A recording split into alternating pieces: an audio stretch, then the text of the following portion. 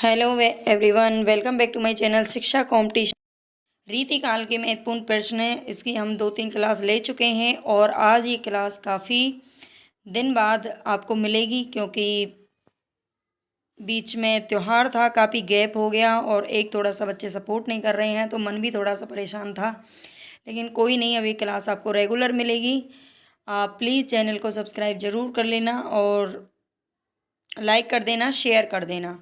रीतिकाल के महत्वपूर्ण प्रश्न हम यहाँ पर पढ़ने वाले हैं। प्लेलिस्ट बनी हुई है। अगर आप यूजीसी नेट टीजीटी पीजीटी की तैयारी कर रहे हैं तो आपके लिए ये चैनल बहुत ही बेनिफिशियल रहने वाला है। आप एक बार प्लेलिस्ट चेक कर सकते हैं।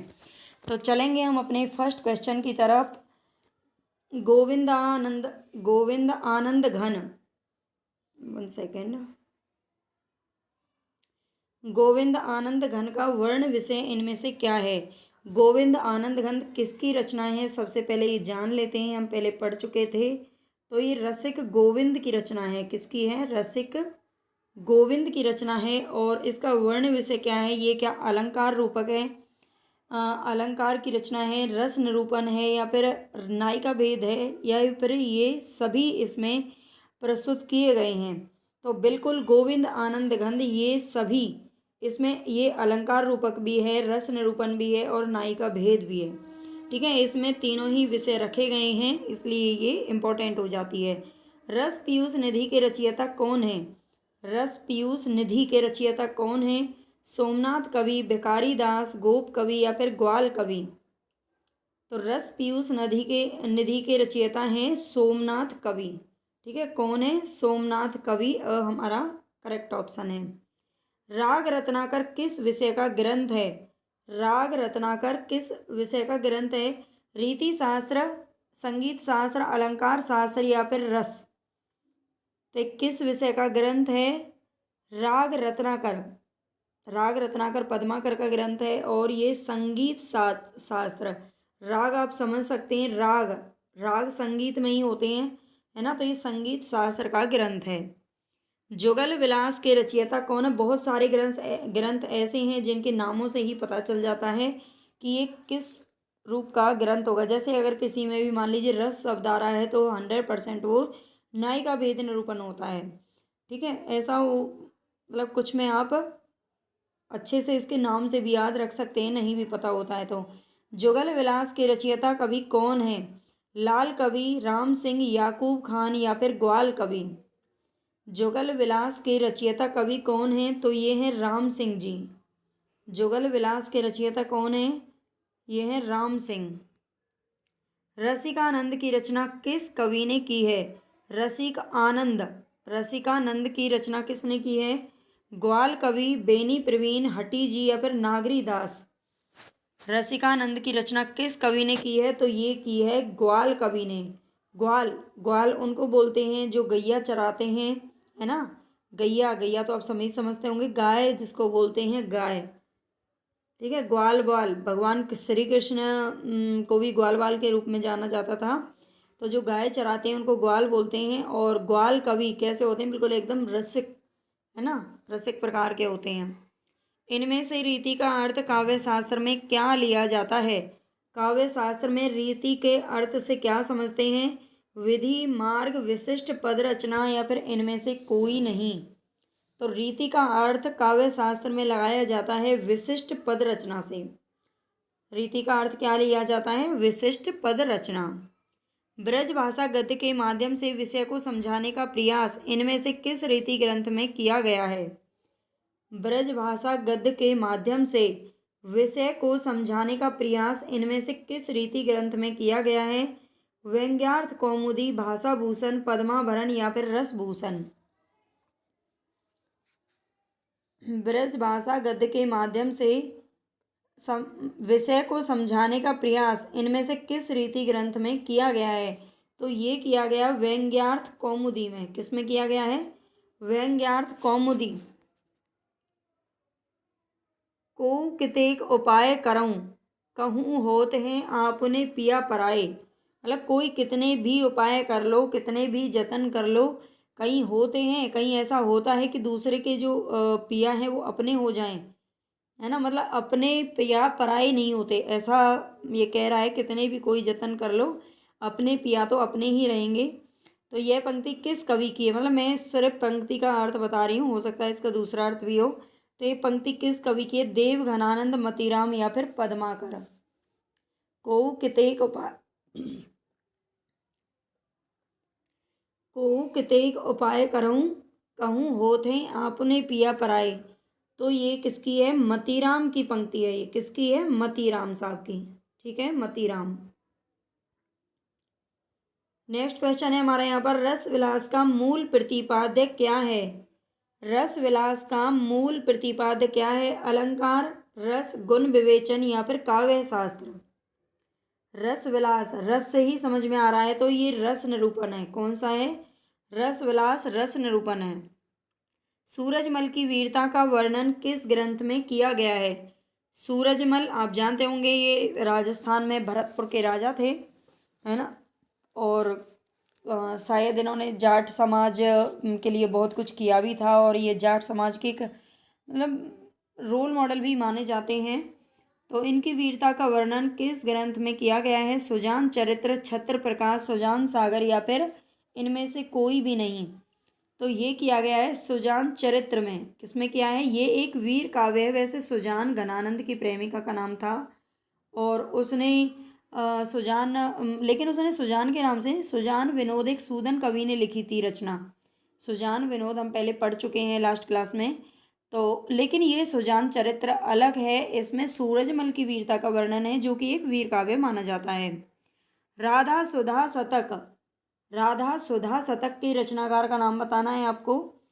राधा सुधा शतक के रचनाकार कौन है? गुमान मिश्र, हित वृंदावन दास, रसिक सुमति या फिर श्री हरि जी। बिल्कुल, राधा किसके? राधा और हरि, श्री हरि। श्री हरि कौन है? श्री कृष्ण को कहा जाता है, विष्णु को कहा जाता है। तो इन दोनों का नाम एक ही है, तो ये है श्री हरि जी। ठीक है, श्री हरि जी। राधे जी को भजो, श्री हरि जी खुश, हरि जी को भजो, राधे जी खुश। है ना, वैसे किसी को भी भज लो सब खुशी हो जाते हैं। हमारे तो भगवान ही बहुत अच्छे हैं। किस कवि की नीति कुंडलियाँ ग्राम ग्राम में प्रसिद्ध हैं? तो किस कवि की नीति कुंडलियाँ हैं जो ग्राम ग्राम में प्रसिद्ध हैं? वृंद कवि, गिरधर कविराय, दीनदयाल गिरी या फिर बेताल कवि। तो गांव गांव में प्रसिद्ध हैं। किसकी कुंडलियां हैं जो गांव गांव में प्रसिद्ध हैं? ये हैं गिरधर कविराय की। किसकी हैं? गिरधर कविराय की जो कुंडलियां हैं वो ग्राम ग्राम में, गांव गांव में प्रसिद्ध हैं। बिहारी सतसई को सैकड़ों वर्षों से रसिकों के हृदय का हार किस आलोचक ने माना है? बिहारी सतसई बिहारी जी की है, जिसमें 713 दोहे हैं। हालांकि इसमें 719 माने जाते हैं, वैसे 713 ही हैं दोहे। तो उसमें 6 सोरठे हैं, जिसको मिला करके दोहे ही बोला जाता है, 719 बताया जाता है। तो इसमें भी बड़ा कन्फ्यूजन रहता है बच्चों को। तो बिहारी सतसई को सैकड़ों वर्षों से रसिकों के हृदय का हार किस आलोचक ने माना है? आचार्य शुक्ल जी, हजारी प्रसाद द्विवेदी, मिश्र बंधुओं ने या फिर नामवर सिंह ने। तो ये माना है भाई हजारी प्रसाद द्विवेदी ने। हृदय का हार, है ना, गले का हार, बिहारी सतसई ने को माना है। रसिकों के हृदय का हार किसने? हजारी प्रसाद द्विवेदी जी ने। तंत्री नाद कवित्त रस, सरस राग रचनाकर है रति रंग। एक मिनट। तंत्री नाद कवित्त रस, सरस राग रचनाकर रति रंग। इस पंक्ति के रचयिता कौन है? इस पंक्ति के, एक मिनट, ये राग थोड़ा सा गड़बड़ हो गया है। रचनाकार आएगा यहाँ पर, रचनाकार, ठीक है, यहाँ पे नहीं आएगा। तंत्री नाद कवित्त रस, सरस राग रति रंग, है ना, यह है सही सेंटेंस। इस पंक्ति के रचनाकार कौन है? मतीराम, बिहारी देव या मंडन कवि। तो ये आते हैं हमारे बिहारी जी। कौन है? बिहारी जी, ठीक है, जो कि किसके माने जाते हैं? रीति सिद्ध कवि माने जाते हैं। आनंद रघुनंदन के रचयिता का क्या नाम है? आनंद रघुनंदन के रचयिता कौन है? महाराज विश्वनाथ सिंह, भक्त नागरीदास, लाल कवि या फिर इनमें से कोई नहीं। तो आनंद रघुनंदन किसका है? महाराज विश्वनाथ सिंह का। रीतिकाल के उस कवि का नाम बताना है जो जाति का ब्राह्मण था। ऐसा कोई कवि जो जाति से ब्राह्मण थे किंतु किसी प्रेमिका के प्रेम के कारण उससे विवाह करने हेतु मुसलमान बन गया था। ऐसा कोई नाम आपने जरूर पढ़ा होगा अगर आपने हिंदी साहित्य पढ़ा है। तो घनानंद बोधा आलम या फिर याकूब खान। तो ये कौन थे? आलम साहब थे। कौन थे? आलम साहब। ठीक है, आलम थे। रीतिकाल के कवि थे ये, और ये एक मतलब मुसलमान प्रेमिका मतलब थी इनकी, और उससे शादी करने के लिए इनको क्या बनना पड़ा था?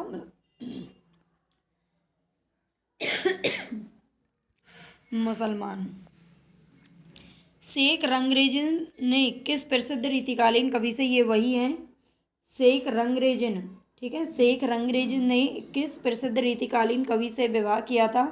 याकूब खान बोधा आलम ठाकुर। तो बिल्कुल जो इनके लिए मुसलमान बने थे वही थे ये।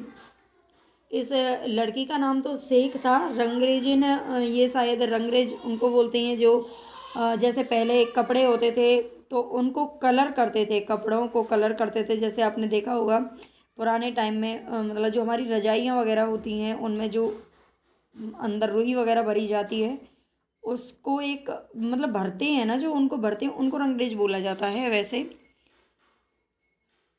तो ये मुसलमान थी ये लड़की। कनक छरी सी कामिनी काहे कोकट छीन पंक्ति किस कवि की है?